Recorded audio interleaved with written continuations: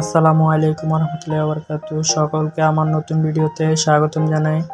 Intro চলতে থাক, ততক্ষণ আপনারা আমার চ্যানেলটি সাবস্ক্রাইব করে ফেলুন এবং নোটিফিকেশন বেলটি চালু করে রাখুন যাতে পরবর্তীতে নতুন ভিডিও পান।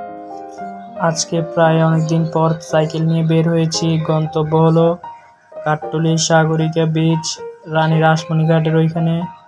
তো বলতে বলতে সাইকেল নিয়ে চালানো শুরু করলাম। ইতিমধ্যে অপু বলতেছে, মিয়া একটু সুন্দর করে চালাও, একটু রানিং নাও। তো ও আমার সাথে ফাইজলামি করতেছিল, আমিও ফাইজলামি করতে করতে চালাচ্ছি। বলতে গেলে আমার কোনো প্রিপারেশনে ছিল না। ও বলতেছে হঠাৎ করে বের হবে, যার কারণে আমি ঠিক মতো তৈরি হতে পারিনি, আমার কাঁধের ব্যাগটাও নিতে পারিনি, জাস্ট একটি সাউন্ড বক্স নিয়ে চলে আসছি।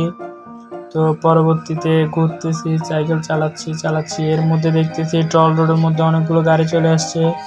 তো এর মধ্যে আমরা চলে আসছি আমাদের এলাকার মধ্যে নতুন স্মৃতিসৌধ করা হয়েছে কাঠটুলি জাতিসংঘের এখানে। তো দেখতে পাচ্ছেন স্মৃতিসৌধটি কত সুন্দর করে করেছে।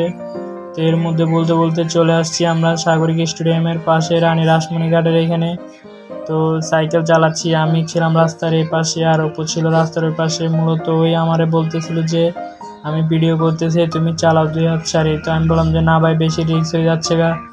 ও বলতেছে আরে ভাই সমস্যা নাই, তুমি চালাও, আমরা প্র্যাকটিস করি, হয়তো বা ভালো কিছু হবে, কোনো খারাপ হবে না।